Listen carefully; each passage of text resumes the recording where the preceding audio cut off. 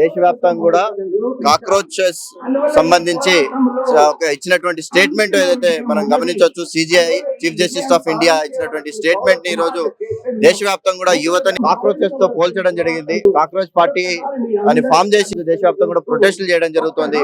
ముఖ్యంగా యూత్ ని దేశానికి కాక్రోచ్ తో పోల్చడం అంటే వాళ్ళు దేనికి పనికిరానన్న విధంగా చీఫ్ జస్టిస్ ఆఫ్ ఇండియా విధంగా ప్లేస్ చేయడము. రాజకీయంగా కూడా దేశవ్యాప్తంగా కూడా ఎన్నో ఇష్యూస్ ఉన్నప్పటికీ దాన్ని సాల్వ్ చేయకుండా కేంద్రంలో ఉన్నటువంటి బీజేపీ ప్రభుత్వము మత రాజకీయాలు చేస్తూ హిందూ ముస్లిం గొడవలు లేవనెత్తు రాజకీయాలు చేయడం జరుగుతుంది. యూత్ కామన్ పబ్లిక్ ఎన్నో ఇష్యూస్ ని రేజ్ చేయడం జరుగుతుంది. రోజు రోజుకి పెట్రోల్ డీజిల్ గ్యాస్ రేట్లను విపరీతంగా పెంచడం జరుగుతోంది. ఒకవైపు నీట్ పేపర్ లీకేజ్ అవడం జరుగుతోంది. SSC government exam paper leakage అవడం జరుగుతుంది. యూత్ స్టూడెంట్స్ సూసైడ్ చేసుకోవడం జరుగుతుంది.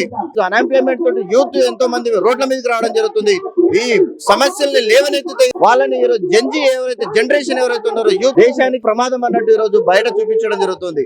చుట్టుపక్కల ఉన్న దేశాలను మనం గమనించవచ్చు. బంగ్లాదేశ్ గానీ, నేపాల్ గానీ, తర్వాత శ్రీలంక గానీ జరిగినటువంటి ఉద్యమాలు ప్రభుత్వాలు పడిపోయాయి. ఈ భయం ప్రభుత్వాలలో ఉంది, ఈ పాలకుల్లో ఉంది. కాబట్టి ఈ యూత్ కాక్రోచ్ గా పోలిస్తూ వాళ్ళ లోపల ఉన్న భయాన్ని బయట పెట్టడం జరుగుతుంది.